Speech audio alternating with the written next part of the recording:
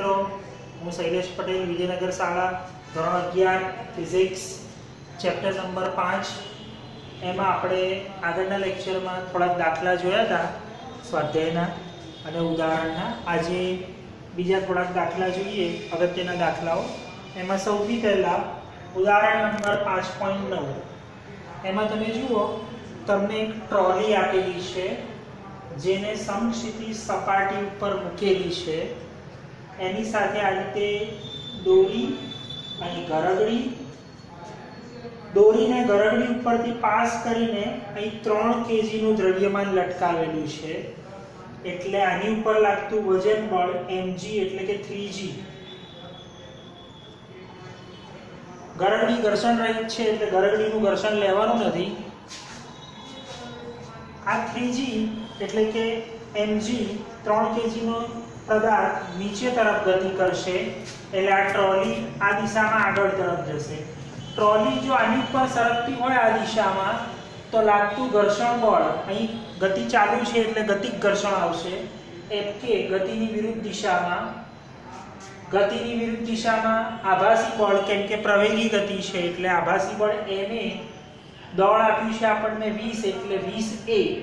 સારું, હવે આ ટ્રોલી ઉપર શિરોલંબ દિશામાં લાગતા બળ બતાવે છે.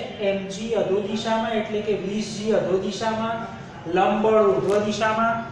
સારું, બધા બળ અહીં બતાવી દે. તણાવ બળ, તણાવ બળ હંમેશા પદાર્થની વિરુદ્ધ દોરી ઉપર એટલે આ પદાર્થ એની વિરુદ્ધ એટલે આ બાજુ t, આ પદાર્થ એની વિરુદ્ધ એટલે t આ બાજુ. બીજું અહીં એક આભાસી બળ બતાવ્યું છે જે ગતિની વિરુદ્ધ દિશામાં. તમે જુઓ, પદાર્થ નીચે તરફ જાય છે એટલે આભાસી બળ ઉપર તરફ ma અનુસાર 3a. એટલે બધા બળ ફરી એકવાર જોઈ લેજો. આની ઉપર શિરોલંબ દિશામાં નીચે 20g ઉપર લંબ બળ, ગતિ આ બાજુ થાય છે એટલે ઘર્ષણ બળ બી આ બાજુ, આભાસી બળ બી આ બાજુ. તણાવ બળ પદાર્થની વિરુદ્ધ દોરી ઉપર, આમાં ગતિ નીચે જાય છે, આભાસી બળ ઉપર તરફ, ઘર્ષણ લેવાનું નથી. તણાવ બળ પદાર્થની વિરુદ્ધ ઉપર, વજન બળ અધો દિશામાં 3g. હવે આકૃતિના આનો ને આનો FDD ઉપરથી સૌથી પહેલા આનું કામ કરો તો ઉપર ઇઝ ઇક્વલ ટુ નીચે સંતુલનની શરત લગાવો એટલે t + 3a equal to 3g. એટલે t is equal to g ની કિંમત મૂકી 10, 9.8 બી લઈ શકો છો તમે, અંદાજિત 10 થઈ જશે તો પણ વાંધો નથી. એટલે 30 - 3 એ સમીકરણ નંબર 1. આના FDD ઉપર એમાં બે દિશામાં બળ છે એટલે આપણે પહેલા સમક્ષિતિજ દિશાનો FDD લગાવીએ તો ડાબી બાજુનું બળ બરાબર જમણી બાજુનું બળ એટલે કે Fk + 20a equal to t, અને ઉપર ઇક્વલ ટુ નીચે લઈએ એટલે n is equal two 20g. સારું, હવે જુઓ, Fk ની જગ્યાએ એનું સૂત્ર મૂક્યું × n + 20a is equal two t. n is equal two 20g ઉપર ઇક્વલ ટુ નીચે અનુસાર + 20a is equal two t.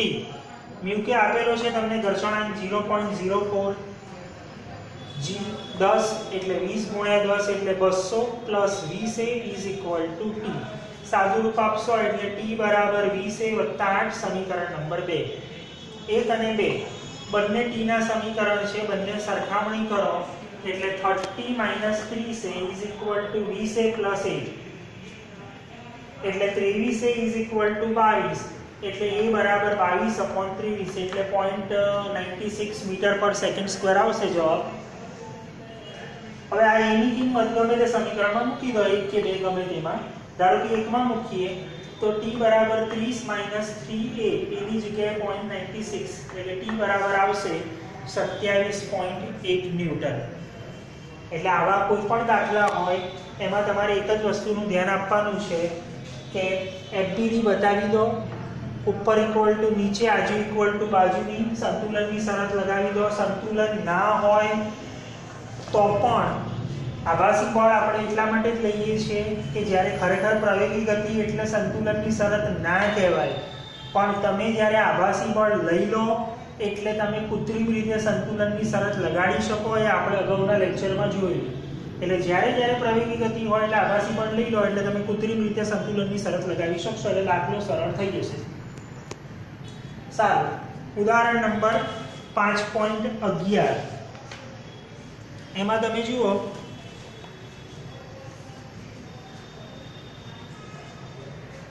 તમને સ્પર્ધા માટેનો એક 300 મીટર ત્રિજ્યાનો વર્તુળાકાર માર્ગ 15 ડિગ્રીના ઢોળાવવાળો છે. જો રેસ કારના પૈડા અને માર્ગ વચ્ચેનો ઘર્ષણાંક 0.2 હોય તો નંબર 1 ઓપ્ટિમમ ઝડપ અને નંબર 2 શક્ય મહત્તમ ઝડપ. ઓપ્ટિમમ ઝડપ હોય, આમ તો આપણું શક્ય મહત્તમ ઝડપનું આ સૂત્ર ફિક્સ જ છે, તમને ખબર છે મિત્રો, Vmax is equal to ઢોળાવવાળા રસ્તા ઉપર √rg into bracket mu plus tan theta upon 1 minus mu tan theta. Optimum ઝડપ એટલે જ્યારે ઘર્ષણ ગેરહાજર હોય ત્યારેની ઝડપ. ઘર્ષણ ગેરહાજર હોય એટલે આ mu equal to 0 હોય. જો તમે mu equal to 0 મૂકી દેશો એટલે તમારું સૂત્ર થઈ જશે આ 0 1 minus 0 એટલે છેદમાં 1 એટલે નહીં જુઓ તો એ ચાલશે. આ 0 એટલે ખાલી રહેશે rg tan theta. એ તમારી ઓપ્ટિમમ ઝડપ થઈ, જેને આપણે VO is equal to √rg tan theta. r આપ્યો છે 100, g 9.8, સરળતા માટે તમે 10 પણ લઈ શકો છો. થીટા 15 ડિગ્રી આપેલો છે, નેચરલ ટેન્જેન્ટમાંથી જોઈ લો, tan 15 કિંમત મૂકી દો, રૂટ કરી દો એટલે 28.1 મીટર પર સેકન્ડ. આ થઈ ઓપ્ટિમમ ઝડપ. શક્ય મહત્તમ ઝડપનું સૂત્ર મેં પહેલા જ વાત કરી, એટલે એમાં તમારે ઘર્ષણ લેવું પડે. ઘર્ષણાંક આપેલો જ છે 0.2. આની અંદર બધી કિંમત મૂકી દેશો, સાદુરૂપ આપશો એટલે તમને શક્ય મહત્તમ ઝડપ 38.1 મીટર પર સેકન્ડ. ઓપ્ટિમમ ઝડપ અને મહત્તમ ઝડપ વચ્ચેનો ડિફરન્સ જ આ છે. મહત્તમ કરતા પણ જે મહત્તમ, એટલે ઓપ્ટિમમ થી મહત્તમ તો કોઈ હોય જ ના શકે, અને એ ઝડપ ક્યારે મળે? જ્યારે ઘર્ષણ ના હોય. એટલે ઓપ્ટિમમ ઝડપ એ ખાલી આદર્શ વસ્તુ છે. પોસિબલી પ્રેક્ટિકલી જે હોય આ Vmax હોય. સારું, પછી જો સ્વાધ્યાયનો 5.33, સ્વાધ્યાયના 5.33 દાખલામાં અગાઉના બીજા દાખલાઓ આપણે કરેલા છે, નો ડાઉટ આ વિશિષ્ટ સ્વાધ્યાયનું છે, પણ સારો દાખલો છે. MCQમાં પણ પૂછાયો. MCQની રીતે જ અંદર આપેલો છે. 4 kg દ્રવ્યમાનનો એક વાંદરો એક દોરડા ઉપર ચડે છે. દોરડું મહત્તમ 600 ન્યૂટનનું તણાવ સહન કરી શકે છે. તો નીચેનામાંથી કયા કિસ્સામાં દોરડું તૂટી જશે? એક કિસ્સો છે, હું પહેલા B થી લઈશ. બીમાં છે વાંદરો 4 મીટર પર સેકન્ડ સ્ક્વેરના પ્રવેગથી નીચે ઉતરે છે. તમે જુઓ, વજન બળ તો હંમેશા મેં આ દોરડાને સાઈડમાં સરળતા માટે FPD બતાવવા માટે અહીં બતાવ્યું. વજન બળ તો હંમેશા અધો દિશામાં. વાંદરો અહીં લટકેલો છે.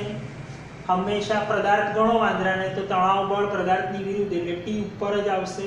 સારું, વાંદરો નીચે ઉતરે છે.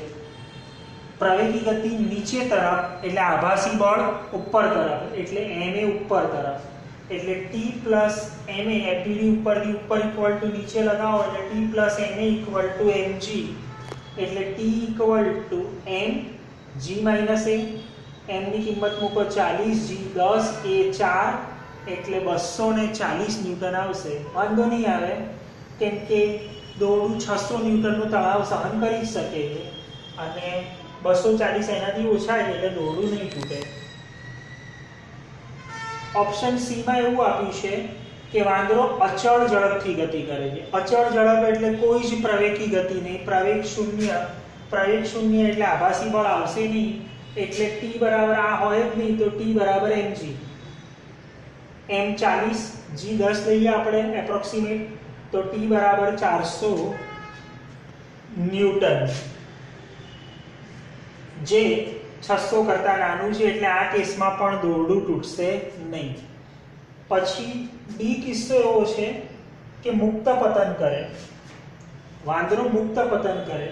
વાંદરો મુક્ત પતન કરે એટલે ગતિ એની પ્રવેગી ગતિ જ થઈ, પણ મુક્ત પતનમાં એનો પ્રવેગ ગુરુત્વ પ્રવેગ જેટલો હશે. એટલે જુઓ, વજન બળ mg અધો દિશામાં, તણાવ બળ ઉર્ધ્વ દિશામાં. ગતિ અધો દિશામાં થાય જ છે વાંદરાની, પ્રવેગી ગતિ જ છે, પણ પ્રવેગ g જેટલો છે. એટલા માટે આભાસી બળ ગતિ નીચે તો આભાસી બળ ઉપર, ma જેટલું, a ની જગ્યાએ g મૂક્યો. એટલે આ મેં આભાસી બળ બતાવ્યું છે દોસ્તો, વજન બળ નથી. એ વસ્તુ અલગ છે કે A બરાબર G છે. હવે ઉપર ઇક્વલ ટુ નીચે લગાવો એટલે T plus mg is equal to mg, એટલે mg minus mg T બરાબર 0. તણાવ બળ 0 છે એટલે દોરડું તૂટવાનો પ્રશ્ન જ નથી, એટલે દોરડું તૂટશે નહીં. હવે પ્રશ્નમાં ઓપ્શન A જુઓ.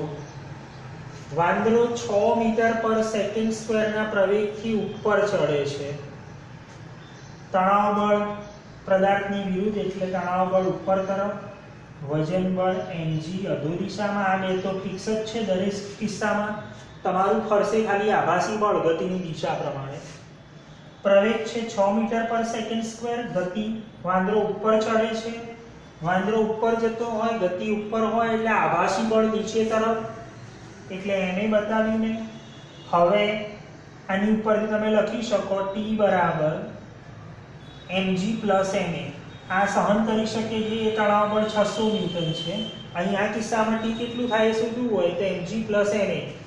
m 40 g 10 એટલે 40 m 40 m કોમન નીકળ્યો, g plus a g 10 અને a બરાબર 6 મૂક્યા એટલે 10 ની 16 ચોક 64 એટલે 640 ન્યૂટન, એટલે મોર ધેન 600 થયું. એટલે અહીં દોરડું તૂટી જશે. આ કિસ્સામાં દોરડું તૂટી જશે. એટલે આ સાચો ઓપ્શન હતો એટલે એને મેં છેલ્લે સમજાવ્યો. દાખલો એટલો અગત્યનો નહીં, પરંતુ અલગ અલગ બળનું થોડું રિવિઝન થાય એ સંદર્ભમાં સારી વસ્તુ છે એટલા માટે. પછી મોસ્ટ આઈએમપી દાખલો સ્વાધ્યાયનો 5.37.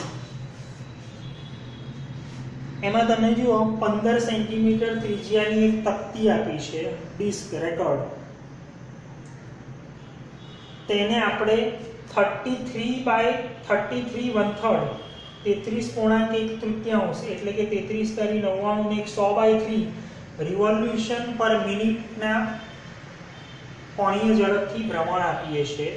એટલે જો રિવોલ્યુશન પર મિનિટને રેડિયન પર સેકન્ડમાં ફેરવી, એક રિવોલ્યુશન એટલે 2π રેડિયન, એટલે 100/3 રિવોલ્યુશનના 2π મૂક્યા, મિનિટની 60 સેકન્ડ એટલે 100/3 × 2π/60 રેડિયન પર સેકન્ડ. આ એની કોણીય ઝડપ આવી. હવે પ્રશ્ન એવો છે આગળ કે તકતીના કેન્દ્રથી અહીંથી બે સિક્કાઓ, એક 4 સેન્ટીમીટર ઉપર અને બીજો 14 સેન્ટીમીટર ઉપર મૂકેલો છે. આખી ત્રિજ્યા તમને આપેલી છે 15 સેન્ટીમીટર. જો સિક્કા અને રેકોર્ડ વચ્ચેનો ઘર્ષણાંક એટલે કે મ્યુ, સ્થિત ઘર્ષણાંક છે અહીં, એટલે મ્યુએસ પણ લખી શકો, 0.15 છે. તો કયો સિક્કો રેકોર્ડ સાથે ભ્રમણ ચાલુ રાખશે, એટલે ટૂંકમાં કયો સિક્કો ટકી રહેશે તકતી ઉપર, કેમ કે તમે તકતીને ઓમેગા જેટલી કોણીય ઝડપથી ભ્રમણ આપો છો. તમે તકતી હોય એની ઉપર સિક્કો મૂક્યો હોય અને તકતીને કોણીય ભ્રમણ આપો એટલે સિક્કો દૂર દૂર દૂર દૂર ખસતો જશે. એનું કારણ શું છે? કેન્દ્ર ત્યાગી બળ. હંમેશા એક વસ્તુ યાદ રાખજો દોસ્તો કે જ્યારે તમે ઓમેગા આવે ત્યારે કેન્દ્ર ત્યાગી બળ અને વેગ રેખીય વેગ આવે એટલે કેન્દ્રગામી બળ. અહીં કેન્દ્ર ત્યાગી પરિભ્રમણ છે, રાઈટ. ચોપડીની અંદર ખરેખર પહેલેથી જ આ મિસ્ટેક છે જ, રિવોલ્યુશન નહીં પણ એ શબ્દ રોટેશન હોવો જોઈએ. જો કે ગુજરાતીમાં પરિભ્રમણ જ લખે છે એટલે વાંધો નથી, પરંતુ એક વસ્તુ ધ્યાન રાખજો કે પરિભ્રમણ અને પરિક્રમણ, જ્યારે પરિભ્રમણ હોય એટલે કે ઓમેગા, ત્યારે કેન્દ્ર ત્યાગી બળ, અને જ્યારે પરિક્રમણ હોય ત્યારે v, ત્યારે આવશે કેન્દ્રગામી બળ. પરિભ્રમણ એટલે પોતાની અક્ષ ફરતે ભ્રમણ કરવું, રાઈટ, એને પરિભ્રમણ કહેવાય. અને તમે મંદિરમાં જે કરો એ પરિક્રમા થઈ, કોઈ વસ્તુને ધ્યાનમાં રાખીને ભ્રમણ થાય એટલે પરિક્રમણ થયું. ફોર એક્ઝામ્પલ પૃથ્વી સૂર્યની આસપાસ ભ્રમણ કરે છે એટલે એ પરિક્રમણ થયું, એમાં આપણે કેન્દ્રગામી બળ લઈએ છીએ. પરંતુ પૃથ્વી પોતાની ધરીની આસપાસ બી ભ્રમણ કરે છે, એ પરિભ્રમણ થયું, જેમાં કેન્દ્ર ત્યાગી બળ. સારું, તો અહીં કેન્દ્ર ત્યાગી બળના કારણે સિક્કો સતત ખસતો જશે, આ બાજુ કેન્દ્રથી દૂર તરફ ખસતો જશે. સિક્કો આ દિશામાં ખસે તો ગતિની વિરુદ્ધ દિશામાં ઘર્ષણ બળ, એટલે ઘર્ષણ બળ મેં બતાવ્યું, કોઈ બી સિક્કો ધ્યાનમાં રાખીને બળ બતાવે છે. ઘર્ષણ બળ ગતિની વિરુદ્ધ. કેન્દ્ર ત્યાગી બળ, આ કેન્દ્ર છે, કેન્દ્ર ત્યાગી બળ કેન્દ્રથી દૂર તરફ જતી દિશામાં m²r. કેન્દ્ર ત્યાગી બળનું સૂત્ર અઘરું નથી મેળવવું. કેન્દ્રગામી બળ, કેન્દ્ર ત્યાગી બળ બંને ગાણિતિક રીતે સરખા જ છે, એટલે mv²r. ખાલી તમારે v ને કાઢીને ઓમેગા લાવવાનો છે, v = r ઓમેગા. એટલે અહીં v ની જગ્યાએ તમે r ઓમેગા મૂકશો એટલે r² ઓમેગા², એક r ઉડી જશે નીચેથી, એટલે m²r. આ કેન્દ્ર ત્યાગી બળ તમે મેળવીને લખો તો એ ચાલે, ડાયરેક્ટ લખશો તો પણ ચાલશે. હવે જુઓ, n અને mg તો બેલેન્સ જ છે, કે સિક્કો ઉપર નીચે થતો નથી, માત્ર જે વાત છે સમક્ષિતિજ ગતિની જ વાત છે, એટલે n = mg. આ બંને તો છે જ. જો સિક્કાને તકતી ઉપર રહેવું હોય તો ઓબ્વિયસ છે બે બળ છે, એક આ દિશામાં છે, એક આ દિશામાં. ઓબ્વિયસ છે, અને તકતી ઉપર રહેવું હોય તો આ fs વધારે હોવું જોઈએ, અથવા તો at least fs should be equal to m²r. એટલે શરત શું થઈ ગઈ કે fs is greater than or equal to m²r. fs ની જગ્યાએ μsn મૂકો, should be greater than or equal to m²r. n ની જગ્યાએ mg મૂકો, mm ઉડી ગયા, એટલે μs × g/r should be greater than or equal to ω². ω² ને નીચે લાવ્યો એટલે μs × g/ω² should be greater than or equal to r. ઊંધું લખીએ આપણે તો r should be less than or equal to μs g/ω². બધી કિંમત મૂકી દેશો તમે, 0.15 g 9.8 ω² અહીંથી મળી જશે, તો તમને r નો જવાબ મળશે 0.12 મીટર. એટલે એનો મતલબ r is less than or equal to 0.12 metre. સેન્ટીમીટરમાં ફેરવો તો 12 સેન્ટીમીટર. ટૂંકમાં 12 સેન્ટીમીટર કેન્દ્રથી, અથવા તો તેનાથી ઓછા અંતરે રહેલો સિક્કો આ શરત જાળવશે, એટલે કે તકતી ઉપર ચીટકેલો રહેશે. 12 સેન્ટીમીટરથી ઉપરવાળો જે બી સિક્કો હશે એ ગતિ કરતા કરતા ધાર ઉપર પહોંચીને નીચે પડી જશે, કેમ કે એના કેસમાં આ શરત નહીં જળવાય. હવે જુઓ, 4 સેન્ટીમીટર ઇઝ લેસ ધેન 12, એટલે 4 સેન્ટીમીટર વાળો સિક્કો ટકેલો રહેશે, 14 સેન્ટીમીટર વાળો સિક્કો પડી જશે. એટલે દોસ્તો આ ખૂબ અગત્યનો દાખલો હતો. આમ ચેપ્ટર 5 ના તમામ દાખલાઓ પૂર્ણ થાય છે. આગળ નવા વિડીયોમાં મળીશું. નમસ્કાર.